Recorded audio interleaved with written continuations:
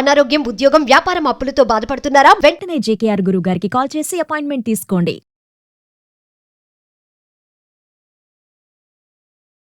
నమస్తే, welcome back to Suman TV. Kerala జ్యోతిష్య నిపుణులు, money coach, life coach, law of attraction, date of birth లేని వారికి పుట్టుమచ్చల శాస్త్రం, ప్రశ్న శాస్త్రం, మరి జాతకం తెలియచేయగల బ్రహ్మశ్రీ డాక్టర్ జేకేఆర్ గారు ఉన్నారు. గురుగారితో మాట్లాడదాం.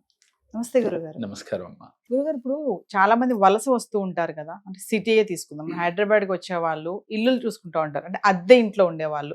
అలాంటి వాళ్ళకు కూడా ఎలాంటి ఇల్లు కలిసి వస్తుంది, ఎలాంటి ఇంట్లో ఉండాలి, మంచిగా ఉంటుంది మనకి అని కూడా కొంతమంది చూసుకుంటారు. కొంతమంది ఏంటంటే హడావుడిగా వచ్చేసి సెటిల్ అయిపోవాలి, పిల్లల స్కూల్స్, ఉద్యోగాలు అని చెప్పేసి ఏది కనిపిస్తే తొందరగా తీసుకోవడం, వెళ్ళడం, తర్వాత కొన్ని ఇబ్బందులు ఎదుర్కొంటూ ఉంటారు. సో సిటీకి వచ్చి కూడా ఒక ఇల్లు, మంచి ఇల్లు కలిసి రావాలి, మనకి ఇల్లు బాగుంటుంది, ఇల్లు బాగోదు అని ఎలా తెలుసుకోవాలంటారు? మంచి క్వశ్చన్ అడిగారమ్మా. నేటి కాలంలో వాస్తుని విశ్వసిస్తే 100% మనం కొన్ని తెలుసుకుంటే కనీసం ఇబ్బందులు లేకుండా ఉంటాం. సిటీలో అన్ని వాస్తు ప్రకారం ఉండటం అంటే చాలా కష్టంగా ఉంటుంది. వాస్తు ప్రకారం చాలామంది వాళ్ళ అవేర్నెస్ పెరిగింది, కడుతూ ఉన్నారు. కానీ అన్ని సమయాల్లో మనకి అన్నీ అనుకూలంగా మనకు దొరకపోవచ్చు. కాకపోతే కొన్ని మాత్రం కనీసం ఉండాలమ్మా. వాస్తు అంటే నేనేమంటానంటే ఇది నుప్పు లాంటిదమ్మా. నుప్పుని ఎవరు తొక్కినా కాలుతుంది. అది వానరా, దాంట్లో అద్దెకున్నాడా అనేది కాదు. నుప్పుని మనిషి కానీ ఏ వ్యక్తి అయినా ఎవరైనా సరే దాన్ని తొక్కితే కాలి తీరుతుంది. అదేవిధంగా వాస్తులో పరిపూర్ణ వాస్తులో ఇంటి ఉన్నట్లయితే వారికి అదృష్టం కూడా అలాగే కలిసి వస్తుంది. చాలామంది అందుకే నేను ఆ ఇంట్లో ఉన్నాను సార్, అద్దెకి నాకు చాలా బాగా కలిసి వచ్చింది అంటూ ఉంటారు. అలాగే ఆ ఇంట్లోకి వెళ్ళాను సార్, నేను అప్పులు పాలైపోయాను. దీనికి ఏంటి కారణం? అది నొప్పే కదా, అద్దెకున్నోడైనా వానరైనా కాలుతుందని మనం చెప్పుకున్నాం. అయితే ముందుగా తెలుసుకోవాల్సింది ఏంటంటేనమ్మా, సెప్టిక్ ట్యాంకుల విషయంలో చాలా జాగ్రత్తగా ఉండాలి. అంటే ఇప్పుడు డ్రైనేజ్ వ్యవస్థ వచ్చింది కొన్నిళ్ళలో, ఓకే, అది ఉంటే నో ప్రాబ్లం. ఒకవేళ లేకుండా ఉంటే ఆగ్నేయంలో కానీ వాయువ్యంలో కానీ, ఆగ్నేయంలో ఉంటే ఇంటిలో ఉండే యజమానురాలకి అంటే స్త్రీకి అనారోగ్య సమస్యలు, అలాగే అధిక ఖర్చులు అవుతూ ఉంటాయి. వాయువ్యంలో కనుక సెప్టిక్ ట్యాంక్ ఉన్నట్టయితే పిల్లల విషయంలో కొంత మాట వినరు, చదువులో కొంచెం వెనకబడతాం. మనం 2 పాయింట్లు, ఆర్థికంగా ఎదగాలి, అందరూ ఆరోగ్యంగా ఉండాలి, పిల్లలు బాగా వృద్ధిలోకి రావాలి. ఇదే కదా అసలు ముందు ప్రతి వ్యక్తి కోరుకునేది. అందుకని ఈ 2 విషయాల్లో జాగ్రత్త పడాలి. దీంతో పాటుగా అపార్ట్మెంట్లలో కానీ ఇండివిజువల్ హౌస్లో కానీ లిఫ్ట్ ఒకటి మనం కంపల్సరీ అడుగుతున్నాం. ఏదో 2వ ఫ్లోర్ 3వ ఫ్లోర్ కూడా, ఇంతవరకు 4 ఫ్లోర్లు ఉన్నా నడిచి వెళ్ళేవాడు. ఈ లిఫ్ట్లు వచ్చి ఈశాన్య భాగంలో కానీ, అంటే వీరున్న అపార్ట్మెంట్కి ఈశాన్యంలో కానీ ఉండకూడదు. అంటే అవతలోడికి ఆగ్నేయంలో ఉంటుంది, యువతలోడికి ఈశాన్యంలో ఉంటుంది ఒక్కోసారి లిఫ్ట్. అపార్ట్మెంట్లో అలా తప్పని పరిస్థితిలో కడతా ఉంటారు. అలా ఉన్నప్పుడు ఈశాన్యంలో వీళ్ళు బరువు పెట్టడం వల్ల వీళ్ళు ఆర్థికంగా సఫర్ అవుతూ ఉంటారు. దీంతో పాటుగా మనకి ముఖ్యమైన విషయం ఏంటి అని అంటే, చాలామంది బరువు కావాలని చెప్పి కొన్నిసార్లు వారికి అనుగుణంగా ఎక్కడ పెడితే అక్కడ లిఫ్ట్ని ప్రొవైడ్ చేస్తూ ఉంటారు. అలా చేసినందువల్ల కూడా వీరికి అక్కర్లేని ఖర్చులు, తలభారం ఏర్పడుతూ ఉంటుంది. దీనితో పాటుగా కిటికీలు కానించి, తలుపులు కానించి, తూర్పే తీసుకుందాం, ఒక తూర్పిల్లు వీళ్ళు వెళ్ళి చోటాకి వెళ్ళారు అద్దెకి, వెళ్ళినప్పుడు సెంటర్లో పెట్టుకోవాలి. అంటే దర్వాజా ఇంద్రస్థానంలో పెట్టుకుంటే చాలా అద్భుత ఫలితాలు వస్తాయి. లేక ఈశాన్యంలో పెడుతూ ఉన్నా వీళ్ళు ఈశాన్యంలో పెట్టుకోవచ్చు. కానీ అలా కాకుండా వీళ్ళు ఆగ్నేయ భాగంలో గనక గుమ్మం వచ్చినట్లయితే వారికి అధిక ఖర్చులు, అలాగే ఇంట్లో ఉన్నప్పుడు కొన్ని చికాకులు వస్తూ ఉంటాయి. అలాగే ప్రతి వాళ్ళు కూడా ఇంట్లో ఈశాన్యం భాగంలో ఉంటే చాలా మంచిది అంట కదా అని అడుగుతూ ఉంటారు. వాస్తవంగా మంచిదేనమ్మా. ఏ ప్లాట్లో ఉన్నా దాంట్లో ఉన్న కిటికీలు కానించి, గుమ్మాల కానించి సరైన ఉచ్చ స్థానంలో ఉన్నాయా లేవా, ఎలా తెలుస్తాయి సార్ మాకు అని చాలామంది, అంటే అందరికీ తెలిసింది వాళ్ళ, కొంతమంది తెలియని వాళ్ళు. అంటే ఈశాన్యంలో కానీ ఇంటి సెంటర్లో కానీ గుమ్మం ఉన్నట్లయితే అది ఉచ్చమే, ఇంద్రస్థానము అంటాం. అలాగే దీనితో పాటుగా మనకి గాలి వెలుతురు పుష్కలంగా ఉండాలి. వాస్తు అంటే ఏంటి అంటే, నీ ఇంట్లో ఉన్న వారికి ప్రాణశక్తి పుష్కలంగా అందాలి. నేటి కాలంలో ఏమైపోయిందమ్మా, ఎండ అసలు ఎలా ఉంటుందో తెలియని పరిస్థితి. రాత్రి పగలు ఒకేలాగా అయ్యే రోజుల్లో ఉన్నాయి నేటి కాలంలో. అంటే నేను ఫ్లోర్లు కడతారు, చుట్టూ గాలి కూడా రాదు, వెలుతురు రాదు, కరెంటు పైనే ఉండాలి, పగల కూడా లైట్లు వేసుకునే ఉంటారు. అలాంటి ఇంట్లో ఉంటే సహజంగా వీళ్ళు అనారోగ్యాలు పాలవుతారు. దీనితో పాటుగా ఇంట్లో మనం ఏం కడుతూ ఉన్నాం, బాత్రూమ్స్ ఇంట్లోనే కడతాం, సెప్టిక్ ట్యాంక్స్ అని దాటి చెప్పుకున్నాం. దాంతోపాటు బాత్రూములు ఇంట్లో కడుతున్నారు. సెప్టిక్ ట్యాంక్స్ అంటే నగరాల్లో మనకు బయటకు పోతూ ఉన్నాయి. అట్లాంటప్పుడు అదేం చూసుకోవాల్సిన పని లేదు. కొన్ని ఏరియాల్లో సెప్టిక్ ట్యాంకులు విడిగా భూమిలో పెట్టాల్సి వచ్చినప్పుడు మాత్రమే చూసుకోవాలి. ఈ బాత్రూమ్స్ మాత్రం తెలుసో తెలియకో కొంతమంది ఈశాన్య భాగంలో కూడా పెడతా ఉన్నారు. అంటే వాళ్ళకి పరిస్థితి అనుకూలంగా లేనప్పుడు అది తప్పు.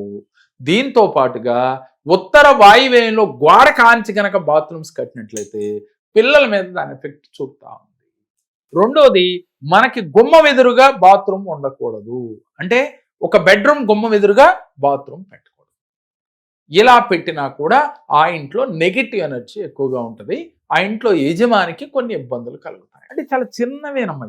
అలాగే పూజా గది, చాలా మంది పూజ చేసుకునే ఇంట్రెస్ట్ ఉంటుంది. పొద్దున లేవగానే ఆ పూజా గదిని తీసుకొచ్చి ఈశాన్యంలో పెట్టేస్తాం. పూర్వం రోజుల్లో ఈశాన్యమే పెట్టేవాళ్ళు. కానీ ఈశాన్యంలో బరువు పెట్టకూడదు కాబట్టి దాన్ని తీసుకొచ్చి ఇంద్రస్థానంలో గనక పెట్టినట్లయితే, అలానే కంప్లీట్ ఆగ్నేయంలో పెట్టక్కర్లేదమ్మా. కంప్లీట్ ఈశాన్యం కాకుండా, కంప్లీట్ ఆగ్నేయం కాకుండా ఆ మిగిలిన ప్లేస్లో కనుక వీళ్ళు పెట్టుకోగలిగినట్లయితే ఆ పూజ ఫలితాన్ని వీళ్ళు తీసుకోగలుగుతారు. వీరితో పాటు ఆ కుటుంబ సభ్యులందరూ కూడా ఆ ఫలితాన్ని పొందగలుగుతారు. పూజ చేసేది దేనికి? మన సమస్యలు తీరాలి, కుటుంబంలో ఉన్న వారందరూ ఆనందంగా ఉండాలి.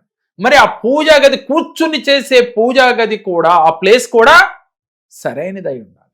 అందుకని పూజా గది సెట్ చేసుకునే విధానం కూడా కరెక్ట్గా ఉండాలి. రెండోది, ఇంట్లో గోడలకి రంగులు వేస్తాం కదమ్మా, రంగులు కూడా మనిషి మీద ఎఫెక్ట్ చూపుతాయి. ఉదాహరణకి మీకు బాగా నిండుగా ఉండాలని డార్క్ కలర్స్ వేసేసుకున్నారనుకోమ్మా, లైటింగ్ తగ్గిపోతుంది. లైటింగ్తో పాటుగా ఆ ఇంట్లో పడుకుంటే మీకు తెలియని ఒక టెన్షన్, భయం కూడా ఉంటుంది. మనసు ప్రశాంతత ఉండదు. లైట్ కలర్స్ వేసుకున్నప్పుడు మనసు ప్రజెంట్గా ఉంటుంది, హ్యాపీగా ఉంటుంది. అంటే కలర్ థెరపీ అంటారమ్మా.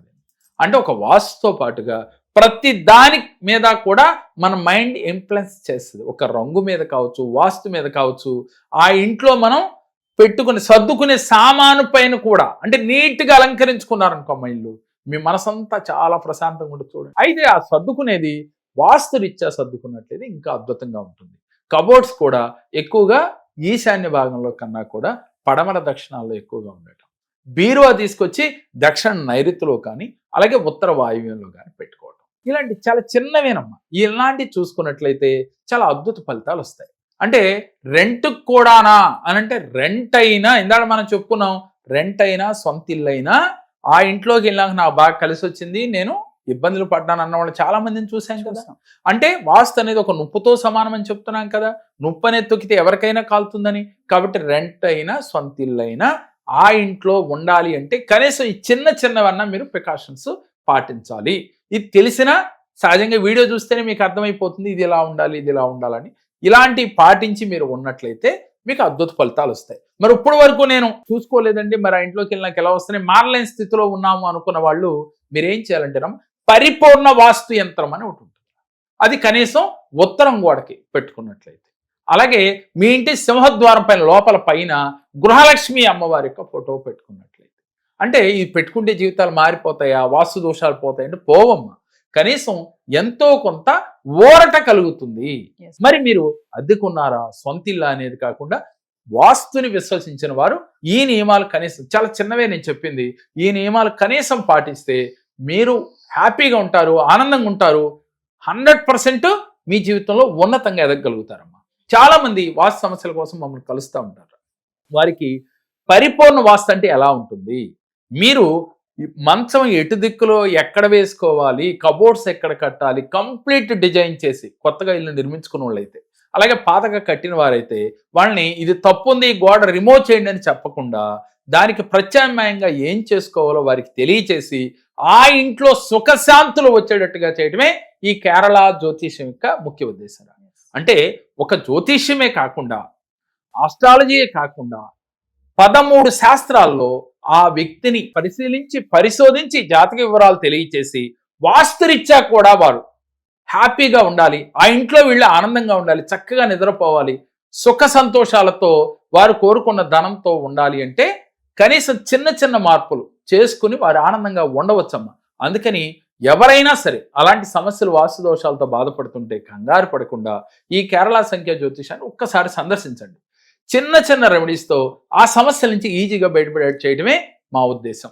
మీరు తెలుసుకోవాలి అంటే స్క్రీన్ పై స్క్రోల్ అవుతున్న నెంబర్కి కాల్ చేస్తే మరిన్ని వివరాలు తెలియజేస్తారు. నా పేరు మహేశ్వరి. నేను ఇదివరకు చాలా సమస్యలు ఉండేదాన్ని, కానీ జేకే సార్ దగ్గర వచ్చిన దగ్గర నుంచి కూడా చాలా సమస్యల నుంచి గట్టెక్కాను. నేను అన్ని విధాలా చాలా మంచి జరిగింది నాకు. అందుకే నా పిల్లల గురించి కూడా మళ్ళీ నేను సార్ దగ్గర వచ్చాను.